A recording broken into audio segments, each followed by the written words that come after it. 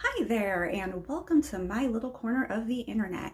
This is Shell, and I will be the first to let you know I have no idea what I'm doing. I decided to start this channel because I was 2 months on leave and I was dealing with some pretty severe anxiety and depression. And there's only so much time that therapy and psychiatrist appointments can take up.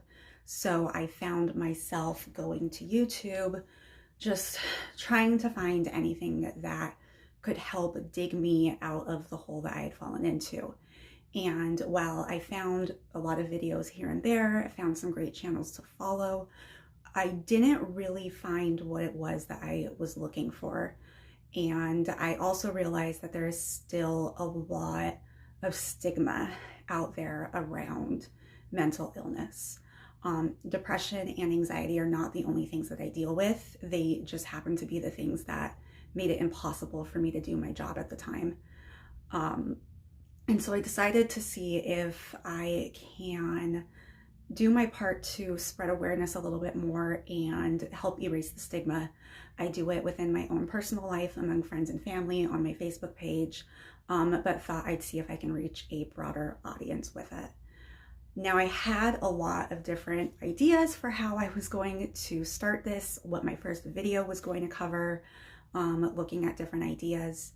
And then last week happened, and it seemed a little fake to start this channel without addressing what happened and what that can mean for a lot of us.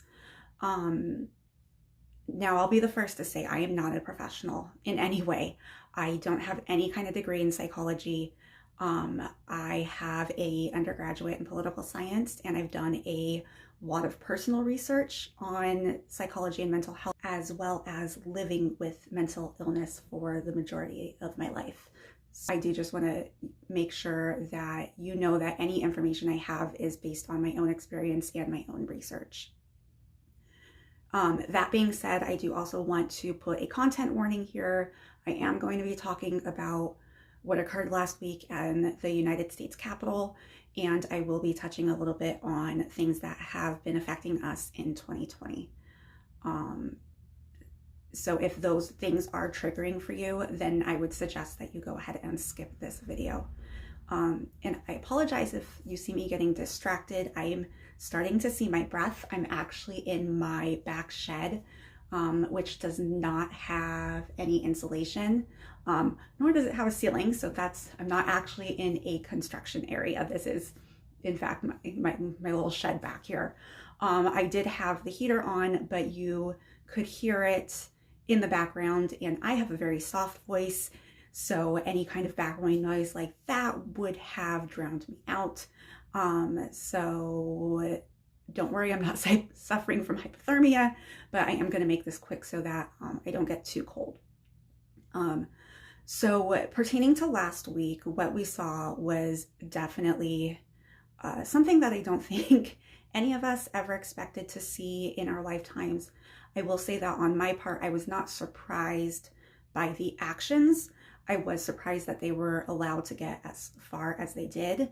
And this obviously brings up a lot of different emotions for a lot of different people, especially depending on which socioeconomic class that you're a part of, what your racial identity is, because I think we all know that there were some disparities between what we saw last week and the protests that were occurring in the summer of last year. I'm not going to take up too much time on that, just because I do want to keep this video short.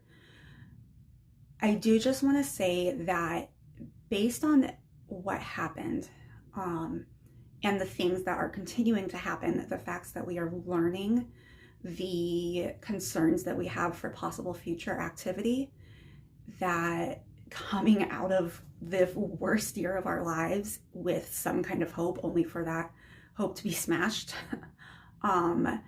It's okay to not know how to feel. You're allowed to not know how to feel. I know for my part, I have been scared. I have been sad. I have been anxious in ways I never thought possible. I live 20 minutes away from my state's capital. There was a demonstration on the same day as the incident in DC, and many people got hurt. There is talk of more activities like that happening. So yeah, I'm definitely scared. I have a son. I'm scared for him. I have a husband who is a essential worker, so I'm concerned about him working in that area. So I do have a lot of fear and a lot of pain, just very hurt to see this happening in my country. All of this has to kind of climb out of this sort of numbness that I've been experiencing the past week. And I think I've just reached a point where I can't take in anymore.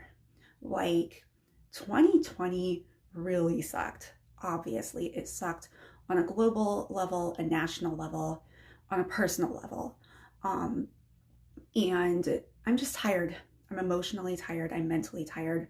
I don't think my brain has the capacity to filter any more trauma. And that's what we have been going through. These are traumatic events. The way that we are feeling, the behaviors that we have, these are trauma responses. And it is something that we are going to have to deal with for some time. This isn't something that, a new year comes, we'll be able to forget about it and go about our lives. No, we will be dealing with this, and it's okay to be dealing with this. And for those of you who have either lived with mental illness before, or perhaps this past year triggered mental health issues that you hadn't experienced before, I feel for you. And I think that it's important to take care of yourself above everything else. And that is one of the things that I had to learn to do this past year, because it is very easy to get caught up in everything that is going on. And especially for myself, a political science major, I definitely want to keep my thumb on what's happening within the political system. And I want to know what's going on, but sometimes we have to turn off the news. We have to put down the phone. We have to do something that makes us feel good. Do something creative, do something physical, watch a comedy, turn up your favorite song as loud as you can. Whatever it is that you need to do to kind of cleanse yourself of that negative energy that you're taking in every day. Because it swamps us, and that is what the media wants to feed us. You're not going to hear those little nuggets of hope on national news networks. So you've got to find them for yourself, and it's okay to step away and take care of yourself. It's okay to not answer a phone call because you're not in the headspace to talk to somebody. It's okay to have to take a sick day because mentally you just can't do it. And it's okay to ask for help. I would really urge people who are extremely feeling the anxiety or feeling depressed because of all of this, or maybe not even sure what you're feeling, talk to somebody. Talk to a friend, talk to a relative, talk to a doctor. And if you are a teen or a kid, please find a trusted adult to talk to. It is a very trying time, and none of us can get through it alone. And it doesn't help that we are still living in a world where there's a stigma on mental illness, and there's this idea that if you have a mental disorder, then there is something wrong with you, something dangerous, or something just people don't understand it. And I think that as we talk about these things with each other, the other thing that I want to touch on is to be cautious of the language that we're using. mental illness is not a punchline. It's not funny. It's not fun. It should not be used as a metaphor. Calling people crazy or psychotic because you disagree with them or you don't understand where they're coming from is not conducive to any kind of conversation, and it can actually hurt the people that you are talking with, or the people that are hearing you, or the people that are reading your Facebook posts. And it's hard. I know it's hard. It's something that has been part of our culture's dialogue for decades. I mean, it's just offhand. It's how becomes part of our language as kids. You know, everything is, oh, that's crazy. I do it myself, even knowing that when I hear other people do it, it hurts me. Because it's a habit, and you have to be conscious of the fact that these are things that can slip out if you're not thinking. So you have to be careful about what it is you say. And I especially bring that up because one of my favorite comedians, I guess you would call him a comedian. I kind of do the late night show run through on YouTube because that way I get to get my news but laugh through it. But unfortunately, I wasn't laughing at this one. And it was during his monologue, he talked about Trump's reaction to what was going on in DC. And he talked about how the aides were saying he was borderline gleeful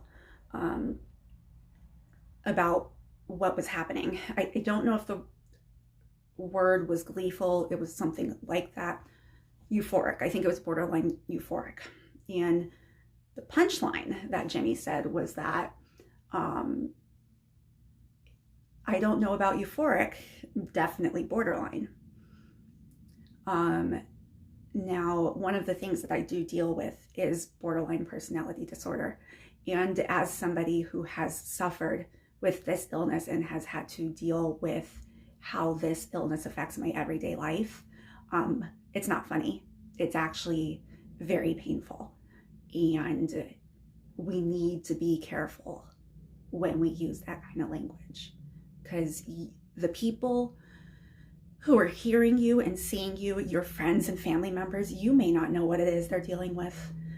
Not everybody who has a mental illness is going to shout it from the rooftop, obviously, because of things like this.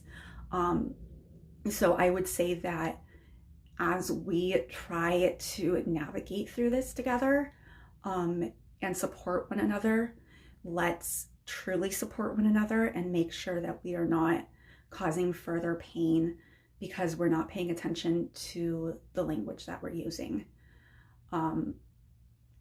So that's basically my thoughts on that. Like I said, I have no idea what I'm doing. I didn't have a script for this video. I just knew that I wanted to get something out and to mention just the stigma that still is going on, even as we've gone through such a time where, I mean, honestly, right now, mental health should be a top priority because there's a lot of people who are dealing with some issues right now. And I'm hoping that I can continue to bring some awareness, and I will continue to share some of my experiences and some of the things that I learn as I do my research. Until then, take care of yourself, give someone a hug that's in your circle of space. If not, give a ghost hug on Facebook, and stay safe.